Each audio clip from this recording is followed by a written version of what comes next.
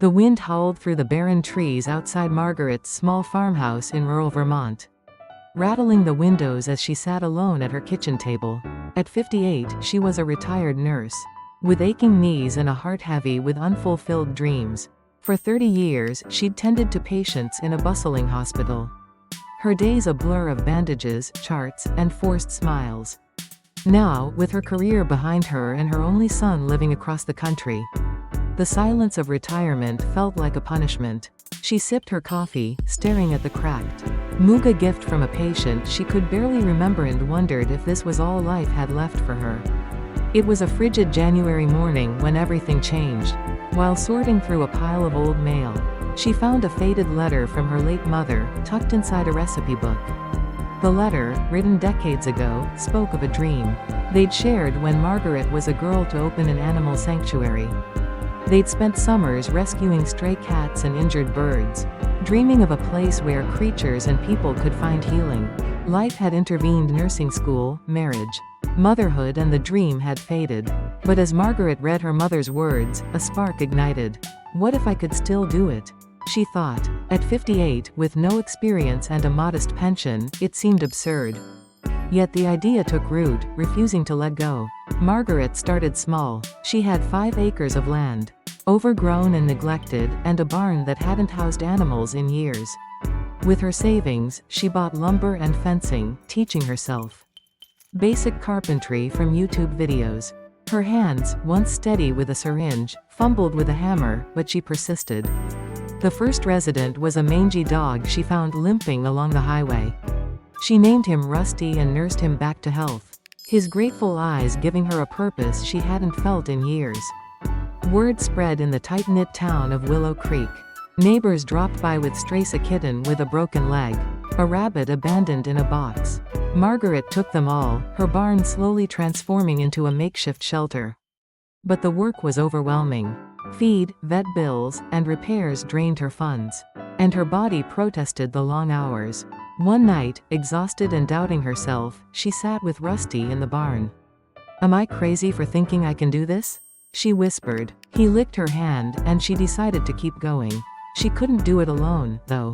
Enter Clara, a 70-year-old widow with a sharp tongue and a soft spot for animals. Clara had been Margaret's neighbor for years, a prickly presence at community events. When she showed up with a thermos of soup and an offer to help, Margaret was stunned. "You're not as useless as you look," Clara said with a smirk, and just like that, they were a team. Clara handled paperwork and charmed local businesses into donating supplies, while Margaret cared for the animals. The sanctuary grew, but so did the challenges. A spring storm flooded the barn, forcing Margaret to wade through knee-deep water to save a litter of puppies. Then came Tom, the town's gruff hardware store owner, who'd always dismissed Margaret as that nurse who talks to dogs. When he found an injured hawk on his property, he reluctantly brought it to her. Watching her set its wing with the skill of her nursing days, he softened. "You're tougher than I thought," he admitted. And soon he was delivering free lumber and rallying his buddies to fix the barn.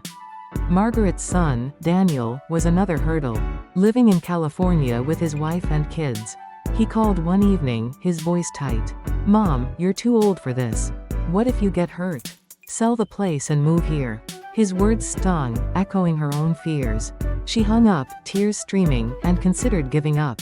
But the next morning, a local girl named Lily arrived, a shy 16-year-old who'd heard about the sanctuary at school.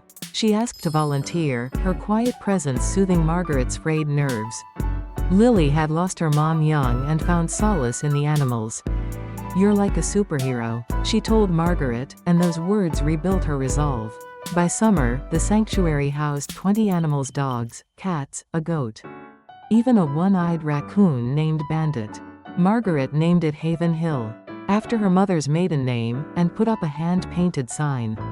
The townsfolk started calling her Maggie the Miracle Worker, a nickname she laughed off but secretly cherished. Yet money remained tight. Clara suggested a fundraiser, and though Margaret dreaded asking for help, she agreed. They planned a fair, games, food, a pet adoption day. Tom built booths, Lily made flyers, and Clara strong-armed every shop in town for donations. The day of the fair dawned bright and warm. Hundreds showed up, more than Margaret had dared hope. Kids petted the animals, families adopted pets, and a bake sale raised enough to cover vet bills for months. Then came the surprise. Daniel arrived, unannounced, with his wife and 2 daughters. He'd flown in after Lily emailed him about the event, her words painting a picture of a mother he hadn't fully understood. "I was wrong, Mom," he said, hugging her. "This is incredible." His girls ran off to play with Rusty, and Margaret felt a weight lift she hadn't known she carried. Haven Hill's success rippled outward. A local vet offered free checkups, and a teacher brought her class for field trips, turning the sanctuary into an educational hub. Women Margaret retirees, widows, empty nesters started volunteering, drawn by her story. "You showed me I can still matter," one said, tears in her eyes. The sanctuary wasn't just saving animals, it was saving people, too. A year later, Haven Hill faced its biggest test. A wildfire swept through the county, and though the flames spared the sanctuary, dozens of displaced animals needed homes. Margaret worked round the clock, her team now a dozen strong. News crews arrived, and a viral video of her cradling a singed kitten caught the eye of a national animal welfare group. They awarded her a grant enough to rebuild the barn properly, add a clinic, and hire staff. At the ribbon cutting, the mayor called her Willow Creek's beating heart, and the crowd cheered. Now, at 60, Margaret stands on her porch each morning, coffee in hand, watching the sun rise over Haven Hill. The sanctuary hums with life. 40 animals, a steady stream of visitors, and a community that's found healing in her dream. Daniel visits often, his daughters begging to help. Clara, still sharp as ever, runs the office, while Tom's become a fixture, his truck always parked nearby. Lily, now 18, plans to study veterinary science, calling Margaret her mentor. Margaret still feels the ache in her knees, but it's a small price for a life she never imagined. "I thought retirement was the end," she says, stroking Rusty's fur. Turns out, it was just the beginning. Haven Hill isn't just a sanctuary, it's a testament to what a woman can build when she dares to chase a forgotten dream, no matter her age.